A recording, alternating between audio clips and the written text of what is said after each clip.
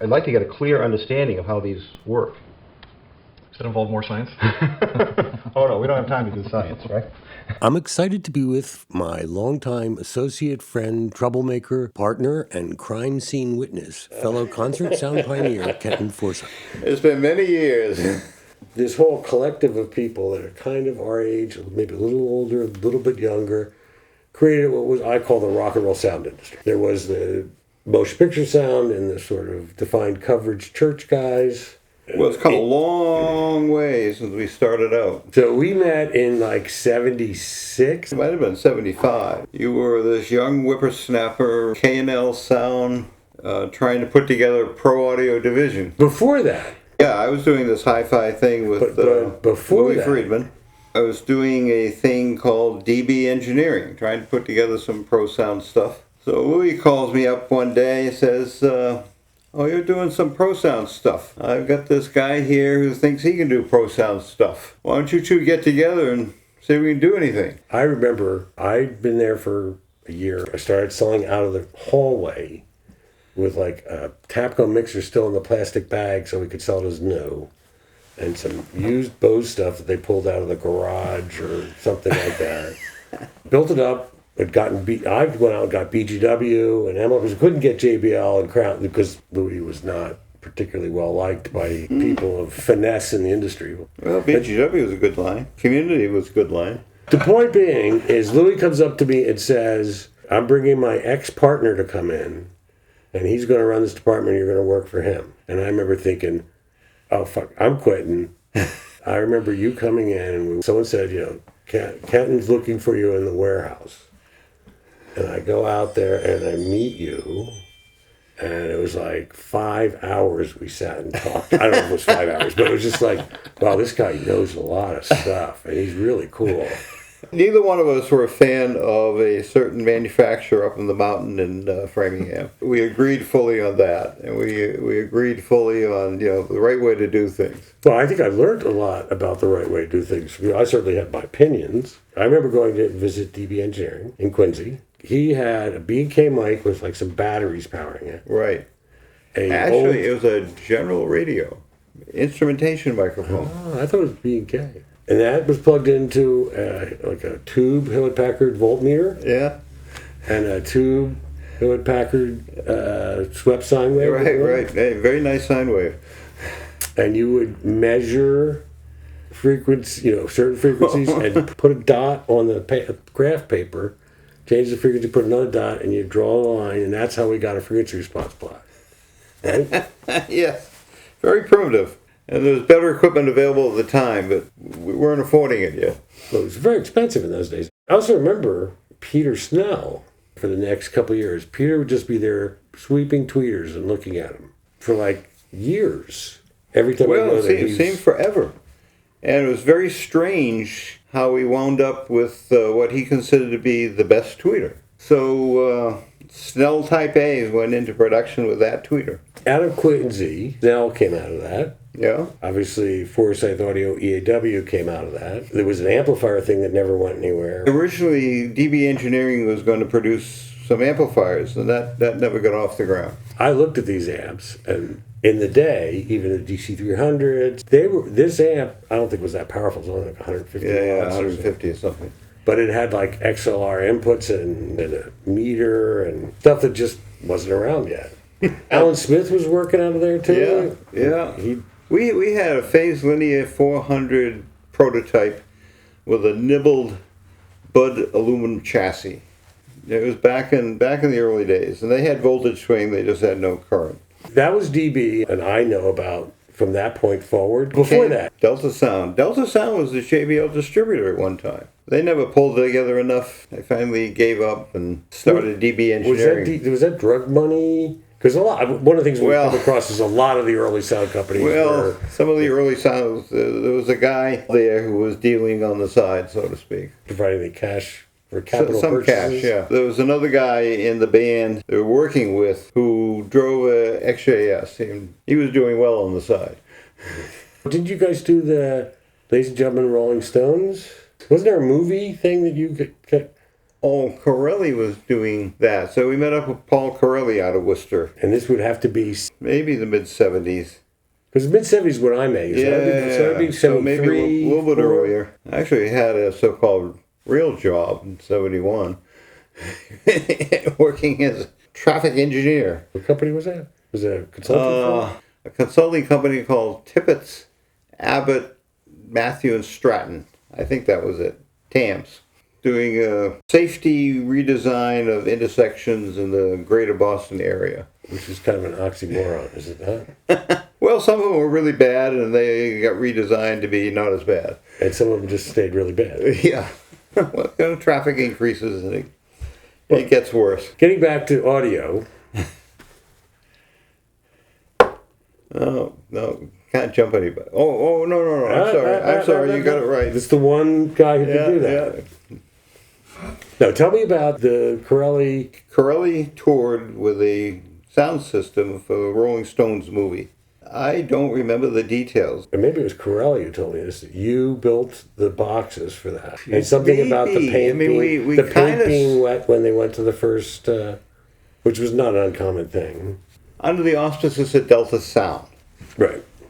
we did a Alice Cooper concert at the University of Connecticut, and we were building the bass boxes for that show. You know, we got caught up in the time pressure and the show time, and we were frantically trying to finish these boxes. Corelli reminded me of the story of him doing front of house and you doing monitors. Oh yeah, And I was at Alice feeding Cooper. back. I was holding the fan on the phase linears so they wouldn't shut down. But something about you falling asleep, Yeah, holding the fan. We've been up for 48 hours at least, probably more. or to feed back at Corelli's in front of house, like looking what the hell's going on, and you were asleep. That's the story that I. Yeah, holding the fan. On the Jimi Hendrix tour, it wasn't Band of Gypsies. Oh, the later tour. Just a regional show. We did a number of regional things. I know we did a job in Wilmington, Delaware for DuPont family. And we were finishing up, putting the system together in the back of the truck on the way to the gig. You had this real job. You had a degree in city planning. right? Well, you know, it wasn't a passion. I grew up making sound systems of one sort and another, wearing out 78 RPM records. Your father was into. Well, my pre-stereo? father loved his music. He was a railroad man, but he always had a sound system at home. He wasn't a kit builder, so these were console systems. We added a stereo channel in maybe 1958 when it first started to come out. We went through a long period trying to decide what speakers should we properly get and what kind of system. We settled on an H.H. Scott 299 amplifier and KLH6 speakers. While I do not have the amplifier anymore, I wish I did, we still use the KLHs, and they still measure perfectly to this day. They were classics. Ed Vilcher and Henry Kloss. Yeah. Everything came from AR. There was AR, KLH, EPI. Well, a lot of Advent. people came out of AR. Yeah. So in the hi-fi world, there was this New England, that everything that came out of AR and KLH and. Yeah, Advent came out of the EPI. So there was this regional thing there, and there was the West Coast sound, which was JBL, Sherwin Vega. Alltech out of the cinema world. Yeah. As I'm starting to talk to these people, and I start looking into the early McCune stuff with Joe, Bob Heil, in that 68 to 72 period, there were all these people who were inventing what was to become the modern sound world.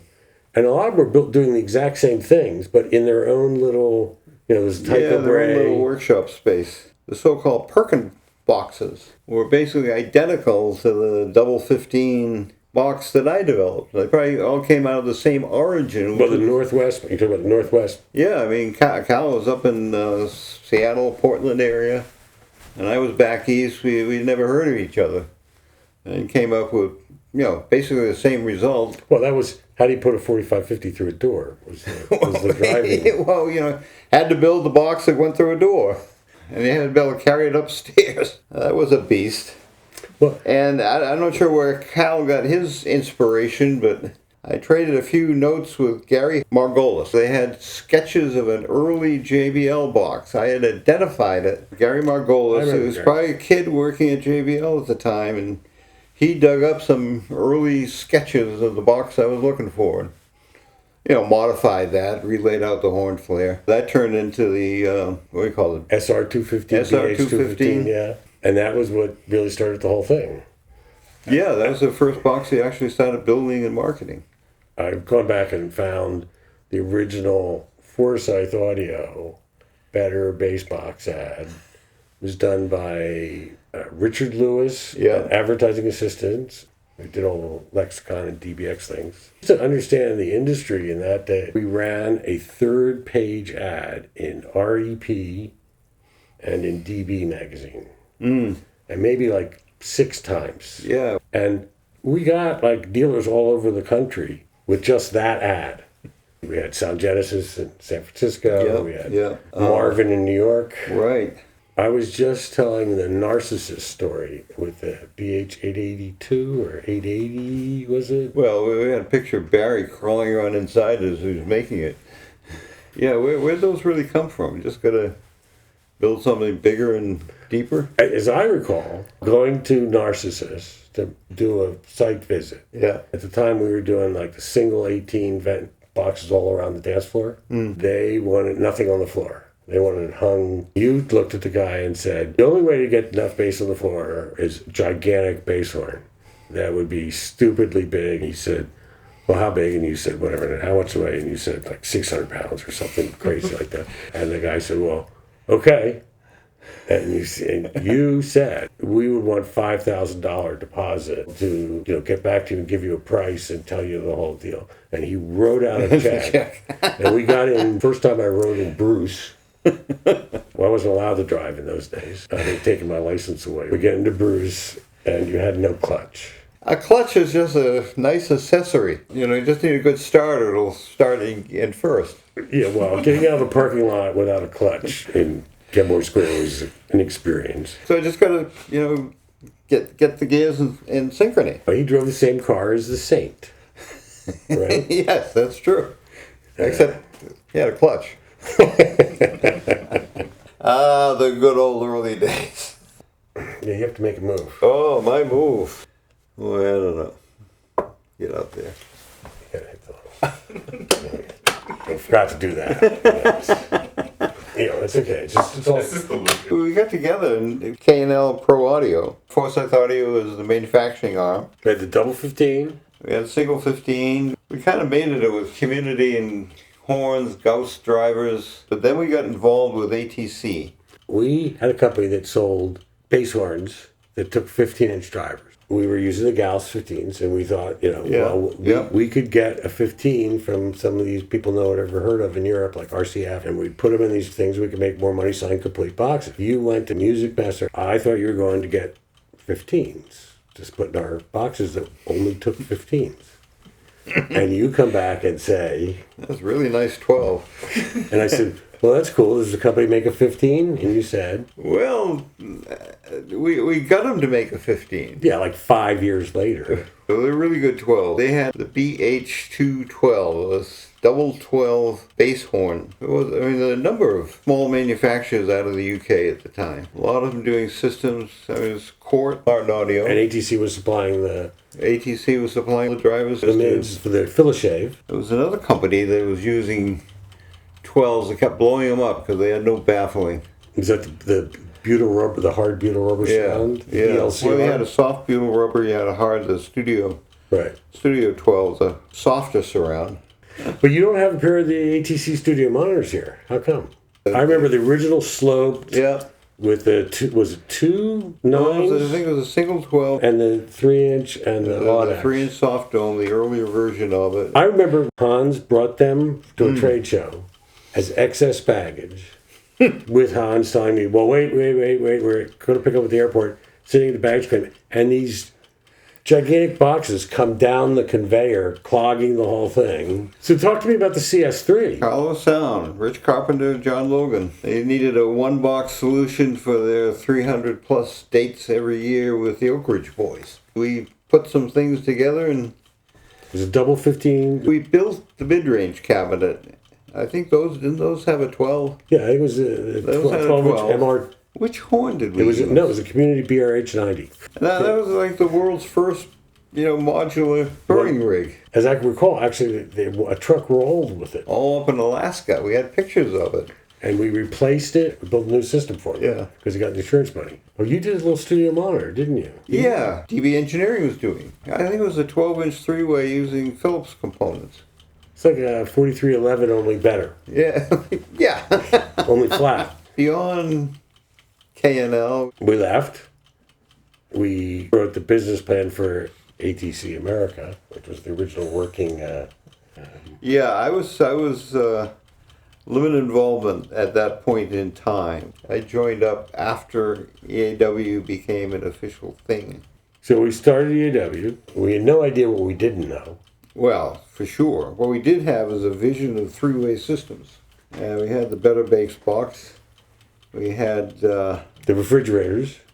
The BH800. that was later. BH212. No, the 212 Well, originally. that was a hell of a box. It was. I knew people like Brighton Sound would have the double 15 or double 15 bass horn and then a double 12 bass horn as a sub below that, which would blow people's minds. Well, it was a highly impacted thing. It was a re-entrant bass horn. So it had a long path length and a box that was, 40 inches or so deep. That's where we did the whole foam stuff. Yeah, developed a foam core. There's a lot of innovative techniques that got developed around that time.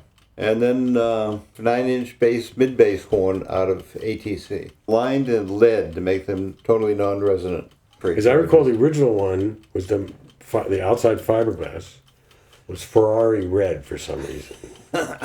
It came that way. Yeah. We talked about putting Ferraris on the booth when we were working with RCF a few years later. The thing that made EAW was the KF850. Yeah, and it took a number of years to get there. Do you remember the early Moog cabinets? I remember the Moogs. I remember the CS3, the KF550. Oh, yeah, the big boy. Yeah. That was too big for one person to move. It was too big for two people, really. Yeah. There are those people who have told me that EAW stands for extra added weight. Well, people move around really heavy cabinets these days. Every time I say, EAW, everyone goes KF850s, and everyone will say, oh yeah, I've lifted those. Well, those Gauss 15s were stressful.